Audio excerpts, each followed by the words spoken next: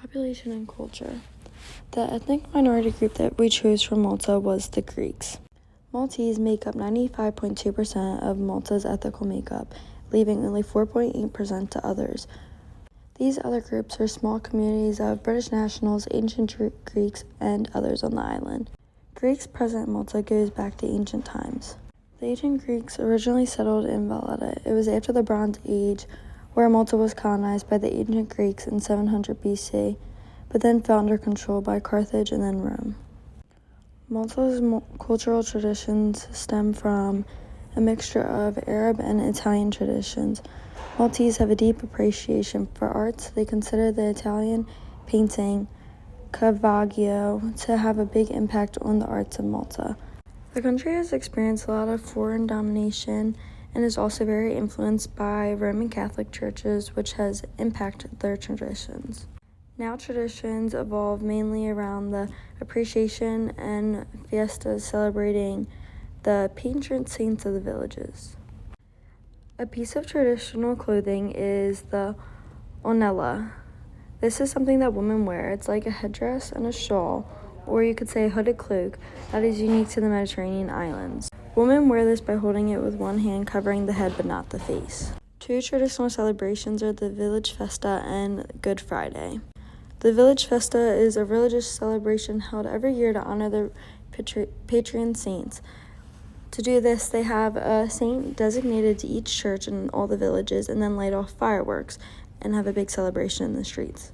Malta celebrates Good Friday to reflect about the suffering of Jesus. The official languages in Malta are Maltese and English. Maltese is a language with Semitic origins written in Latin script. This is the national language of Malta.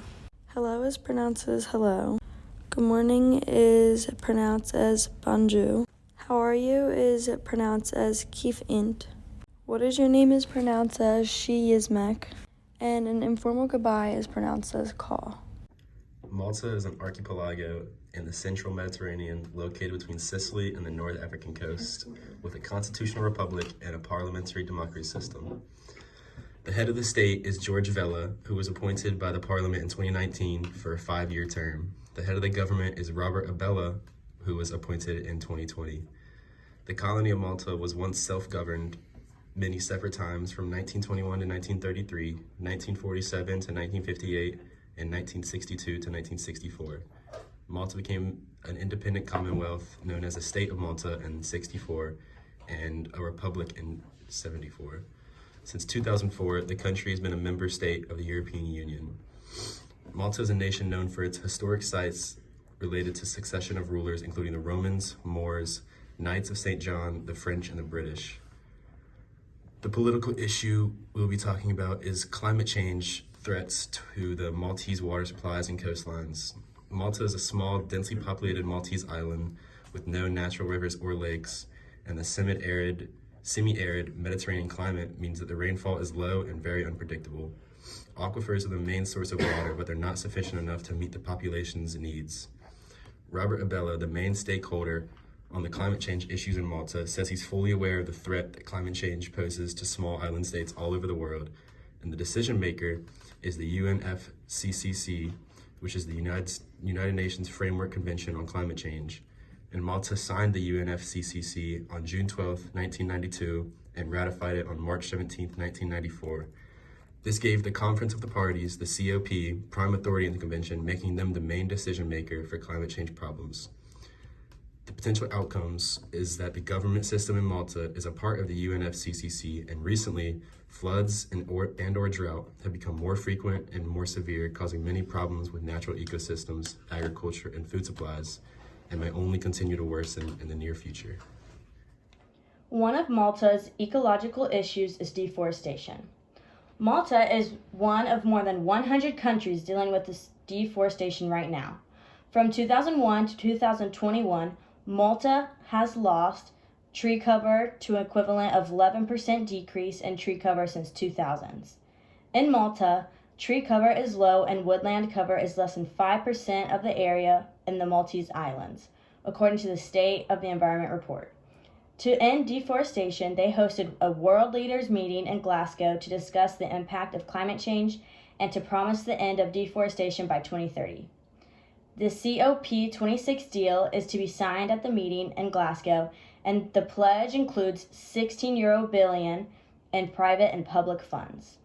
This report, previously mentioned, the State of Environment report, also included that 67,000 trees were planted between 2008 and 2015 and multiple afforestation initiatives in many areas.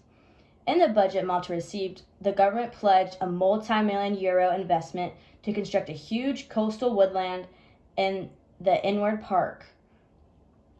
The country has also seen a loss of mature trees to make way for road widening projects over the past 4 years, with the roads agency to make up for the loss by planting thousands of trees.